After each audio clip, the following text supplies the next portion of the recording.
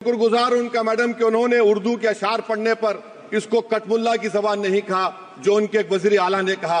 ये भारत की खूबसूरती को आप नहीं समझ रहे हैं। आपको समझना चाहिए उर्दू इस मुल्क की आजादी की जबान है। अपने मुख्यमंत्री को समझाइए। बहुत बहुत शुक्रिया। माननीय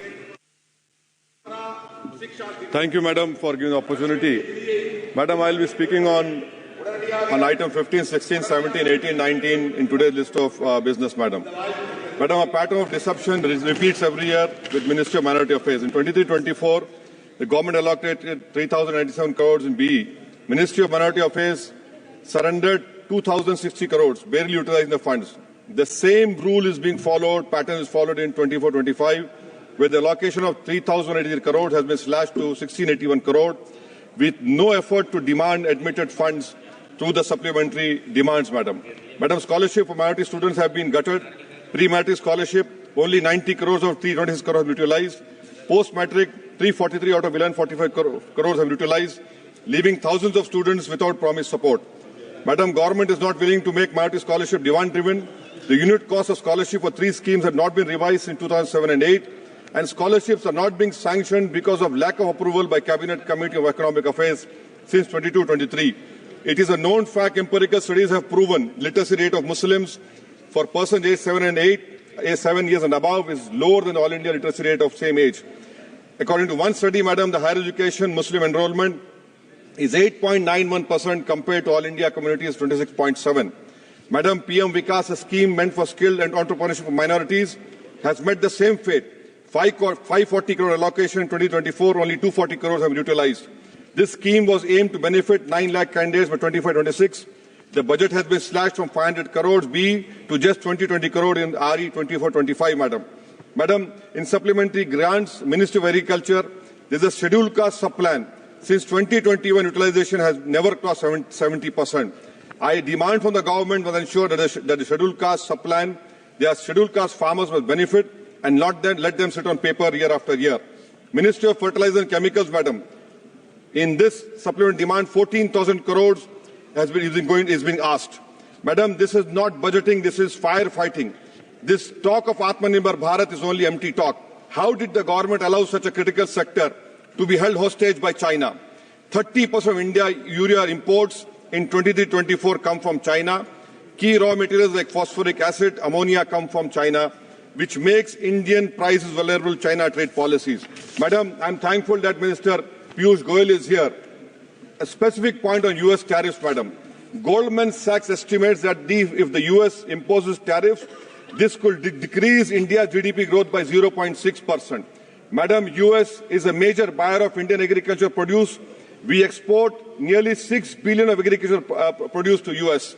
If imposition of higher tariffs will make Indian produce less competitive, affect incomes in the agricultural sector, madam. We export generic pharmaceuticals to the worth of 18.5 billion to US, just to US, madam. If US tariffs could significantly impact these exports, madam.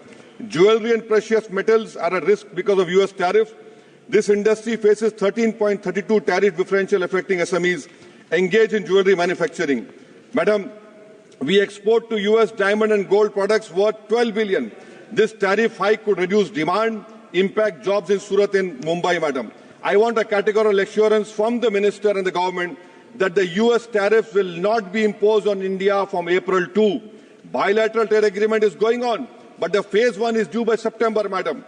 Can the government tell us that the EU market also has become restrictive?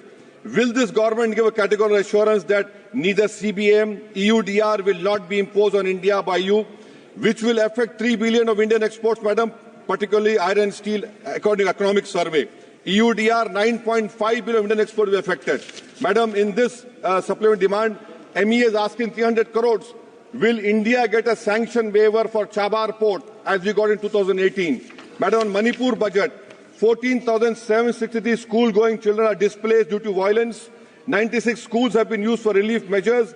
Internet shut for 54 days, and this government increased only 2% for education for Manipur. Madam, 258 killed, 60,000 displaced, which includes 22,000 children, 1,000 injured. And in displaced camps, madam, on Manipur, madam, concluding, 65.8 are suffering of PTSD, 24.8% increase in moderate anxiety. What you do, you don't increase health by 4 crores. Water supply sanitation, madam, 19% reduction.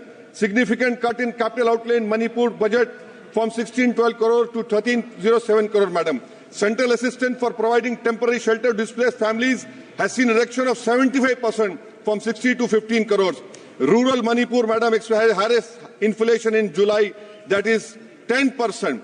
Madam, 5,000 hectares of agricultural land, 15,437 metric tons of paddy crops worth 38.6 crores has been lost due to ethnic violence. Madam, you will be surprised to know agriculture allocation reduced by 8%.